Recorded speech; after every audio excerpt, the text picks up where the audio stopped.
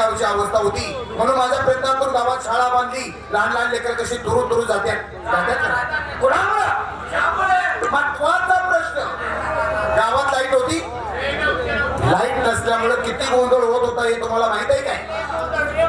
कोण कोणाच्या घरात घुसते हेच काही कळत नव्हतं. म्हणून गावात लाईटचे दिवे उभे केले, प्रत्येकाच्या दारात लाईटचे खांब उभे केले. गाव सगळा उजळून टाकला रे कोणामुळं? म्हणूनच म्हणतो गावात रस्ता कोणामुळे? अरे गावात शाळा कोणामुळे? अरे गावात पाणी कोणामुळे? तुमची लग्न कोणामुळे? तुमच्या बायकांना पोरं कोणामुळे?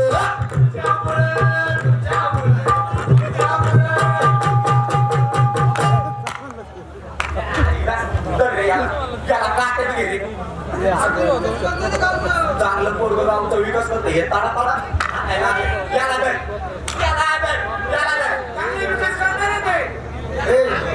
चांगले विकास करते काय झालं तो काय म्हणलं ऐकलं का? काय म्हणलं ते?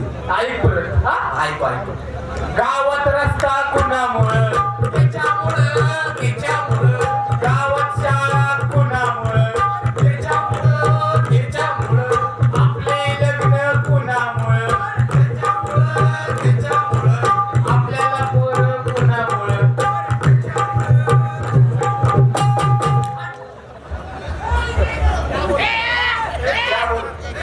इकडे काय झालं? होय रे. आमच्या बायकांना पोरांना आम्ही भरतो दवाखान्याची बिल. अरे अरे अरे अरे अरे तरी माझ्या डोक्यात शंका आली. गाणे तुझ्या थोरल्या पोराचा चेहरा आणि त्याचा चेहरा सारखा दिसतो. नालायकानं तरी मला वाटलं तुमच्या मनात शनिवार रविवार येणारच. तुम्ही दारू पिणार, गांजा वडणार, गुटखा खाणार, तुम्हाला कशी काय पोरं होणार. शेजारच्या गावी मोठे संत बाबा आलेत, त्यांच्या नुसत्या अंगाराच्या पुडीमुळे काही काही लोकांना मुलं झालेत.